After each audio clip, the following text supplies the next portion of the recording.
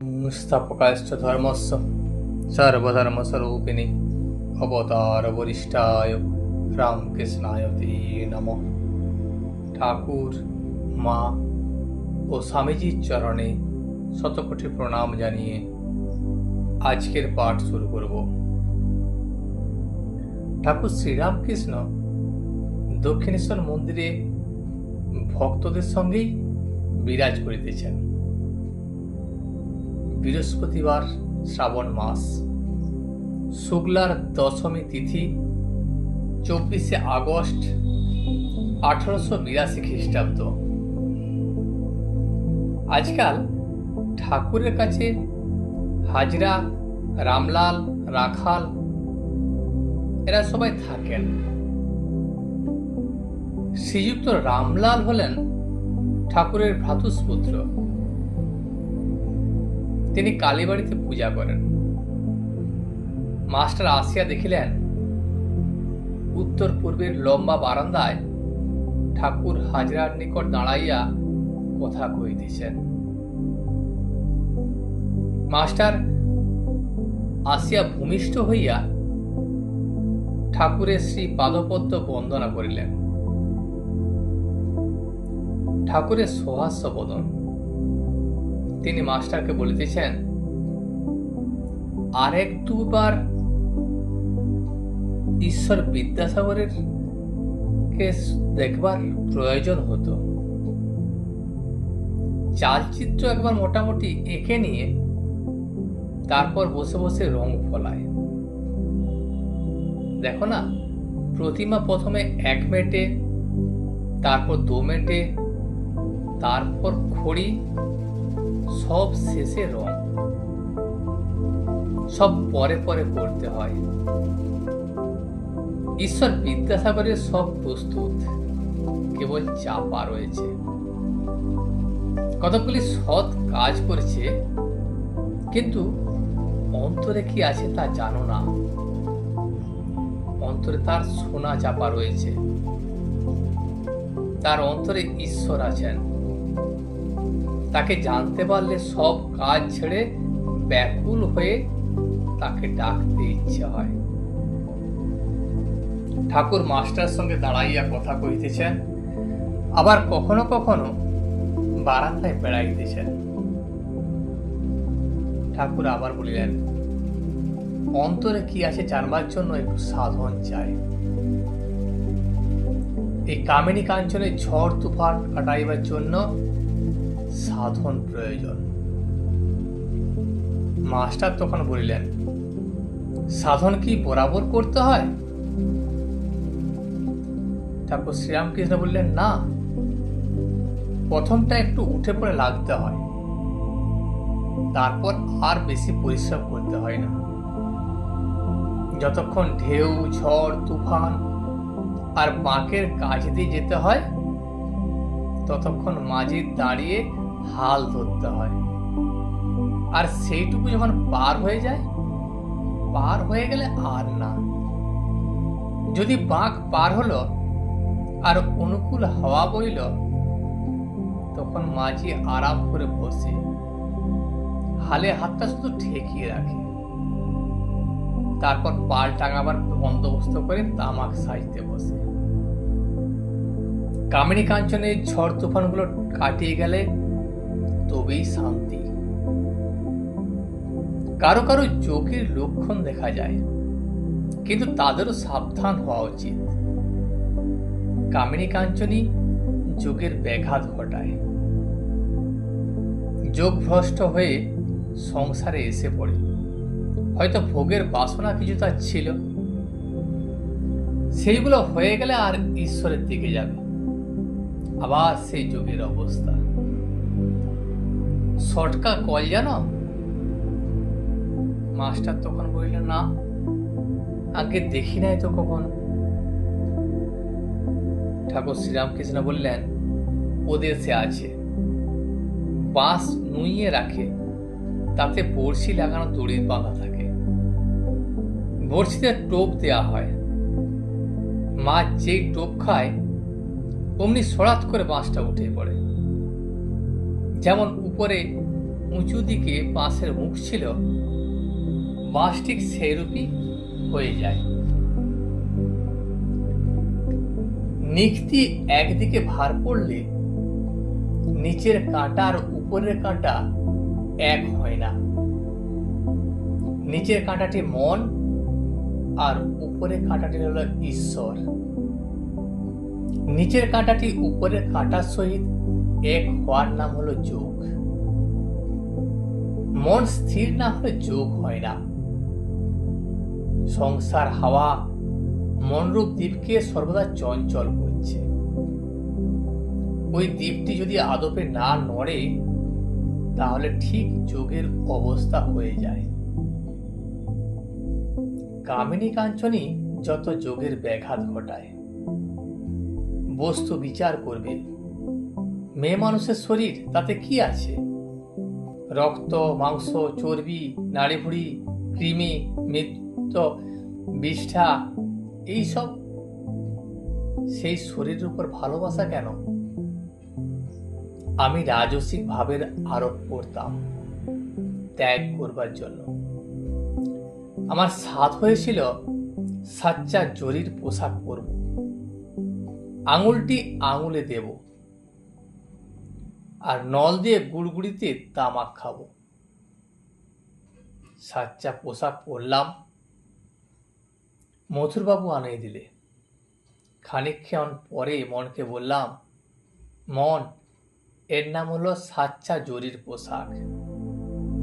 তখন সেগুলোকে খুলে ফেলে দিলাম, আর ভালো লাগলো না। তখন বললাম, মন, এরই নাম শাল, আর এরই নাম আংটি, এরই নাম নল দিয়ে গুড়গুড়িতে তামাক খাওয়া। এই যে সব ফেলে দিলাম, আর কখনো মন উঠে নাই। সন্ধ্যা আগত প্রায়। ঘরের দক্ষিণ পূর্বের বারান্দায় ঘরের দ্বারের কাছে ঠাকুর মণির সহিত নিভৃতে কথা কহিতেছেন। ঠাকুর মণিকে বললেন, যোগীর মন সর্বদাই ঈশ্বরেতে থাকে, সর্বদাই আত্মস্থ। চক্ষু ফেলফেলে, দেখলেই বোঝা যায়, যেমন পাখি ডিমে তা দিচ্ছে। সব মনটা তখন সেই ডিমের দিকে, আর উপরে নামমাত্র চেয়ে রয়েছে। আচ্ছা, এরকম ছবি আমাকে একটা দেখাতে পারো? মণি তখন বলল, যে আজ্ঞা, আমি চেষ্টা করে দেখব কোথাও পাই নাকি। এরপর সন্ধ্যা হইল। ফরাস কালী মন্দিরে ও রাধাকান্ত মন্দিরে ও অন্যান্য ঘরে আলো জ্বালিয়া দিল। ঠাকুর ছোট্ট খাটটিতে বসিয়া জগন্মাতার চিন্তা ও তৎপরে ঈশ্বরের নাম করিতেছেন। ঘরে ধুনো দেওয়া হইয়াছে। একবার সে একটি পিল সুজে প্রদীপ জ্বলিতেছে। কিছুক্ষণ পরে শাঁখ ঘণ্টা বাজিয়া উঠিল। কালীবাড়িতে আরতি হইতেছে। শুক্লা দশমী তিথি, চতুর্দিকে চাঁদের আলো। আরতির কিয়ৎক্ষণ পর শ্রীরামকৃষ্ণ ছোট খাটটিতে বসিয়া মণির সহিত একাকী নানা বিষয়ে কথা কহিতেছেন। মণি তখন মেঝেতে বসিয়া আছেন। ঠাকুর মণিকে বলিলেন, নিষ্কাম কর্ম করবে। ঈশ্বর বিদ্যাসাগর যে কর্ম করে সে ভালো কাজ। নিষ্কাম কর্ম করবার চেষ্টা করে। মণি তখন বলল, আগে হ্যাঁ। আচ্ছা, যেখানে কর্ম সেখানে কি ঈশ্বরকে পাওয়া যায়? রাম আর কাম কি একসঙ্গে হয়? হিন্দিতে একটা কথা সেদিন পড়লাম, যাহা রাম তাহা নাহি কাম, যাহা কাম তাহা নাহি রাম। ঠাকুর শ্রীরামকৃষ্ণ তখন বলিলেন, কর্ম সকলেই করে, তার নাম গুণগান করা এও কর্ম। সোহংবাদীদের আমি সেই, এই চিন্তাও কর্ম। নিঃশ্বাস ফেলা তাও কর্ম। কর্ম ত্যাগ করবার কোনো জো নাই, তাই কর্ম করবে। কিন্তু ফল ঈশ্বরে সমর্পণ করবে। উনি বলল, আঁকা যাতে অর্থ বেশি হয় এমন চেষ্টা কি করতে পারি? ঠাকুর শ্রীরামকৃষ্ণ বলিলেন, বিদ্যা সংসারের জন্য সব পারা যায়, বেশি উপায়ে চেষ্টা করবি, কিন্তু সদুপায়ে। উপার্জন করার উদ্দেশ্য নয়, উদ্দেশ্য হলো ঈশ্বরের সেবা করা। টাকাতে যদি ঈশ্বরের সেবা হয় তো সে টাকায় কোনো দোষ নাই। তখন মণি জিজ্ঞাসা করল, আঙ্কা পরিবারদের উপর কর্তব্য কতদিন? ঠাকুর শ্রীরামকৃষ্ণ বলিলেন, তাদের খাওয়া পড়ার কষ্ট না থাকে, কিন্তু সন্তান নিজে সমর্থ হলে আর তাদের ভাল লবার দরকার নাই। পাখির ছানা যখন খুঁটে খেতে শিখে, তখন আবার যদি মায়ের কাছে খেতে আসে, মা তাকে ঠোক্কর মারে। মণি আবার জিজ্ঞাসা করিল, তাহলে কর্ম কতদিন করতে হবে? ঠাকুর বললেন, ফল লাভ হলে আর ফুল থাকে না। যখন ঈশ্বর লাভ হয় তখন আর কর্ম করতে হয় না, মনও লাগে না। মাতাল যখন বেশি মদ খেয়ে হুঁশ রাখতে পারে না, তখন দুয়ানা খেলে কাজকর্ম চলতে পারে। ঈশ্বরের দিকে যতই এগুবে ততই তিনি কর্ম কমিয়ে দেবেন, ভয় নাই। যখন গৃহস্থের বউ অন্তঃসত্ত্বা হলে শাশুড়ি ক্রমে ক্রমে কর্ম কমিয়ে দেয়, আর 10 মাস হলে তো আদপে কর্ম করতেই দেয় না। ছেলেটি হলে ওইটিকেই নাড়াচাড়া করে। যে কটা কর্ম আছে সে কটা শেষ হয়ে গেলেই নিশ্চিন্ত। গৃহিণী বাড়ির রাধা বাড়া আর কাজকর্ম সেরে যখন নাইতে গেল, তখন আর ফেরে না, তখন ডাকাডাকি করলেও আর আসবে না। ঈশ্বর লাভ ও ঈশ্বর দর্শনের উপায় কি? ঈশ্বর দর্শনই বা কি? মণি ঠাকুরকে জিজ্ঞাসা করলেন, আঁকা ঈশ্বর লাভের মানে কি, আর ঈশ্বর দর্শন কাকে বলে, আর কেমন করি তা হয়? ঠাকুর শ্রীরামকৃষ্ণ বলিলেন, বৈষ্ণবরা বলে যে ঈশ্বরের পথে যারা যাচ্ছে আর যারা তাকে লাভ করেছে তাদের থাক থাক আছে।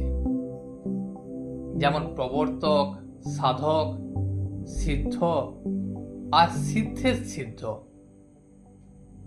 যিনি সবে পথে উঠেছেন তাকে প্রবর্তক বলে, আর যে সাধন ভজন করছে, পূজা, জপ, ধ্যান, নাম কীর্তন করছে, সে ব্যক্তি সাধক। আর যে ব্যক্তি ঈশ্বর আছেন বোধে বোধ করছে তাকেই বলে সিদ্ধ। যেমন বেদান্তের উপমা আছে, অন্ধকার ঘর, বাবু শুয়ে আছে, বাবুকে একজন হাতড়ে হাতড়ে খুঁজছে, তো একটা কৌচে হাত দিয়ে বলছে এ নয়, তারপর জানালায় হাত দিয়ে বলছে এও নয়, তারপর দরজায় হাত দিয়ে বলছে এও নয়। এইভাবে নেতি নেতি শেষে বাবুর গায়ে হাত পড়েছে। তখন বলছে এই এই বাবু, অর্থাৎ অস্থি বোধ হয়েছে। বাবুকে লাভ হয়েছে কিন্তু বিশেষ রূপে জানা হয় নাই। আরেক থাক আছে, তাকে বলে সিদ্ধের সিদ্ধ। বাবুর সঙ্গে যদি বিশেষ আলাপ হয় তাহলে আরেক রকম অবস্থা। যদি ঈশ্বরের সঙ্গে প্রেম ভক্তির দ্বারা বিশেষ আলাপ হয়, যে সিদ্ধ সে ঈশ্বরকে পেয়েছে বটে, আর যিনি সিদ্ধের সিদ্ধ তিনি ঈশ্বরের সঙ্গে বিশেষ রূপে আলাপ করেছেন। কিন্তু লাভ করতে হলে একটা ভাব আশ্রয় করতে হয়। ভাবগুলি হলো শান্ত, দাস্য, সূক্ষ্ম, বাৎসল্য বা মধুর। শান্তভাব কেমন না এভাব ঋষিদের ছিল। তাদের অন্য কিছু ভোগ করবার বাসনা ছিল না। যেমন স্ত্রীর স্বামীতে নিষ্ঠা, সে জানে আমার পতি কন্দর্প। আর দাস্যভাব সে হলো হনুমানের, রামের কাজ করবার সময় সিংহ তুল্য। স্ত্রীরও দাস্যভাব থাকে, স্বামীকে প্রাণপণে সেবা করে। মার কিছু কিছু থাকে, যেমন যশোদারও ছিল। সখ্য ভাব কেমন না, এই হলো বন্ধুর ভাব। এসো এসো, কাছে এসে বসো। শ্রীরাম কৃষ্ণকে যখন একটু ফল খাওয়াচ্ছে, কখনো কখনো তার ঘাড়ে চড়ছে। আর বাৎসল্য ভাব হলো যশোদার। স্ত্রীরও কতটা থাকে, স্বামীকে প্রাণ চিরে খাওয়ায়। ছেলেটি পেট ভরে গেলেই তবেই মায়ের সন্তুষ্ট। যশোদা কৃষ্ণ খাবে বলে হাতে ননি নিয়ে চারদিকে ঘুরে বেড়াতেন। আর মধুর ভাব এ হলো শ্রীমতীর। স্ত্রীরও মধুর ভাব হয়। এ ভাবের ভিতরে সকল ভাবই আছে। শান্ত, দাস্য, সখ্য, বাৎসল্য সব ভাব এই মধুর ভাবে থাকে। মণি তখন জিজ্ঞাসা করিলেন, তাহলে ঈশ্বরকে দর্শন কি এই চক্ষে হয়? ঠাকুর শ্রীরামকৃষ্ণ বললেন, তাকে চর্মচক্ষে দেখা যায় না। সাধনা করতে করতে একটি প্রেমের শরীর হয়। তার প্রেমের চক্ষু, প্রেমের কর্ণ, সেই চক্ষে তাকে দেখে, সেই কর্ণে তার বাণী শোনা যায়। আবার প্রেমের লিঙ্গ যোনি হয়। এই কথা শুনিয়া মণি হো হো করিয়া হাসিয়া ফেলিলেন। ঠাকুর কিন্তু বিরক্ত হইলেন না। তিনি আবার বলিতেছেন, এই প্রেমের শরীরে আত্মার সহিত তার রমণ হয়। মণি এবার গম্ভীর হইলেন। ঠাকুর তাকে বলিলেন, ঈশ্বরের প্রতি খুব ভালোবাসা না এলে হয় না। খুব ভালোবাসা এলে তবেই তা চারিদিক ঈশ্বরময় দেখা যায়। খুব নেবা হলে তবেই চারদিকে হলতে দেখা যায়। তখন আবার তিনিই আমি এটি বোধ হয়। মাতালের বেশি নেশা হয়ে গেলে আমি কালী বলে। কপিরা প্রেমোন্মত্ত হয়ে বলতে লাগলো আমি কৃষ্ণ। তাকে রাত দিন চিন্তা করলে তাকে চারদিকে দেখা যায়। যেমন প্রদীপের শিখার দিকে যদি এক দৃষ্টে চেয়ে থাকো, তবে খানিকক্ষণ পরে চারদিক শিখাময় হয়ে যায়। মণি তখন ভাবিতেছে যে শিখা তো সত্যকার শিখা নয়। ঠাকুর অন্তর্যামী, তিনি বলিতেছেন, চৈতন্যকে চিন্তা করলে অচৈতন্য হয় না। শিবনাথ বলেছিল, ঈশ্বরকে 100 বার ভাবলে বেহেড হয়ে যায়। আমি তাকে বললাম, চৈতন্যকে চিন্তা করলে কি অচৈতন্য হয়? মনে বললেন, আগে বুঝেছি, এ তো অনিত্য, কোনো বিষয় চিন্তা করা নয়। যিনি নিত্য চৈতন্য স্বরূপ, তাতে মন লাগিয়ে দিলে মানুষ কেন চৈতন্য হবে? ঠাকুর তখন প্রসন্ন হইলেন আর বলিলেন, এটি তার কৃপা। তার কৃপা না হলে সন্দেহ ভঞ্জন হয় না। আত্মার সাক্ষাৎকার না হলে সন্দেহ ভঞ্জন হয় না। তার কৃপা হলে আর ভয় নাই। যদি কেউ বাপের হাত ধরে যায়, তাহলে পড়বার ভয় থাকে। কিন্তু ছেলের হাত যদি বাপ ধরে, তার আর ভয় নাই। তিনি কৃপা করে যদি সন্দেহ ভঞ্জন করেন আর দেখা দেন, আর কষ্ট নাই। তবে তাকে পাবার জন্য খুব ব্যাকুল হয়ে ডাকতে হয়। ডাকতে ডাকতে, সাধনা করতে করতে তবেই তার কৃপা হয়। ছেলে অনেক দৌড়দৌড়ি করছে দেখে মার দয়া হয়। মা লুকিয়েছিল, এসে তখন দেখা দেয়। মণি তখন ভাবিতেছেন, তিনি দৌড়াদৌড়ি কেন করান?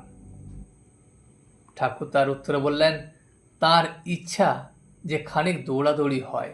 তবেই তো আমোদ হবে। তিনি লীলার এ সংসার রচনা করেছেন, এরই নাম মহামায়া। তাই সে শক্তিরূপিণী মার শরণাগত হতে হয়। মায়া পাশে বেঁধে ফেলেছে, এই পাশ ছেদন করতে পারলে তবেই ঈশ্বর দর্শন হতে পারে। আদ্যা শক্তি মহামায়া। ঠাকুর বললেন, তার কৃপা পেতে গেলে আদ্যা শক্তি রূপিণী তাকে প্রসন্ন করতে হয়। তিনি মহামায়া, জগৎকে মুগ্ধ করে সৃষ্টি স্থিতি প্রলয় করেছেন। তিনি অজ্ঞান করে রেখে দিয়েছেন। সে মহামায়া দ্বার ছেড়ে দিলে তবে অন্তরে যাওয়া যায়। বাহিরে পড়ে থাকলে বাহিরের জিনিস কেবল দেখা যায়, সেই নিত্য সচ্চিদানন্দ পুরুষকে জানতে পারা যায় না। তাই পুরাণে কথা আছে, চণ্ডীতে মধুকৈটব বধের সময় ব্রহ্মাদি দেবতারা মহামায়া স্তব করছেন। শক্তি হলো জগতের মূলাধার। সে আদ্যা শক্তির ভিতরে বিদ্যা ও অবিদ্যা দুই আছে। অবিদ্যা মুগ্ধ করে, অবিদ্যা যা থেকে কামিনী কাঞ্চন মুগ্ধ করে। বিদ্যা যা থেকে ভক্তি, দয়া, জ্ঞান, প্রেম ঈশ্বরের পথে নিয়ে লয়ে যায়। সেই অবিদ্যাকে প্রসন্ন করতে হবে, তাই শক্তির পূজা পদ্ধতি। তাকে প্রসন্ন করবার জন্য নানাভাবে পূজা, দাসী ভাব, বীর ভাব, সন্তান ভাব। এই বীর ভাব হল অর্থাৎ রমণ দ্বারা তাকে প্রসন্ন করা। আর শক্তি সাধনা সব ভারী উৎকট সাধনা ছিল, চালাকি নয়। আমি মার দাসী ভাবে, সখী ভাবে 2 বৎসর ছিলাম। আমার কিন্তু সন্তান ভাব, স্ত্রীলোকের স্তন মাতৃস্তন মনে করি। মেয়েরা একটি শক্তির রূপ। পশ্চিমে বিবাহের সময় বরের হাতে ছুরি থাকে, আর বাংলাদেশে জাতি থাকে। অর্থাৎ ওই শক্তিরূপা কন্যার সাহায্যে বর মায়াপাশ ছেদন করবে। এটি বীরভাব। আমি বীরভাবে পূজা করি নাই, আমার সন্তান ভাব। কন্যা শক্তিরূপা। বিবাহের সময় দেখো না, বর বোকাটি পিছনে বসে থাকে, কন্যা কিন্তু নিঃসঙ্ক। দর্শনের পর ঐশ্বর্য ফুল হয়, নানা জ্ঞান, অপরা বিদ্যা। ঠাকুর শ্রীরামকৃষ্ণ বলিলেন, ঈশ্বর লাভ করলে তার বাহিরের ঐশ্বর্য, তার জগতের ঐশ্বর্য সব ভুল হয়ে যায়। তাকে দেখলে তার ঐশ্বর্য মনে থাকে না। ঈশ্বরের আনন্দে মগ্ন হলে ভক্তের আর হিসাব থাকে না। নরেন্দ্রকে দেখলে তোমার নাম কি, তোর বাড়ি কোথায়, এসব জিজ্ঞাসা করার দরকার হয় না। জিজ্ঞাসা করবার অবসর কই? হনুমানকে একজন জিজ্ঞাসা করেছিল, আজ কি তিথি? তখন হনুমান বললে, ভাই আমি বাদ, তিথি, নক্ষত্র এসব কিছু জানি না। আমি এক চিন্তা করি, তা হলো রাম। আজ এই পর্যন্তই। ভিডিওটি শেষ পর্যন্ত দেখার জন্য আপনাকে অসংখ্য ধন্যবাদ। ভিডিওটি যদি আপনার ভালো লেগে থাকে তাহলে একটা লাইক, কমেন্ট এবং বন্ধুর সাথে শেয়ার করে দেবেন। সাবস্ক্রাইব করে পাশে থাকা বেল আইকনটি বাজিয়ে দেবেন, যাতে আপনাদের নতুন ভিডিওগুলি সর্বপ্রথম আপনার কাছে পৌঁছে যায়। জয় শ্রী রামকৃষ্ণ, জয় শ্রী রামকৃষ্ণ, জয় শ্রী রামকৃষ্ণ।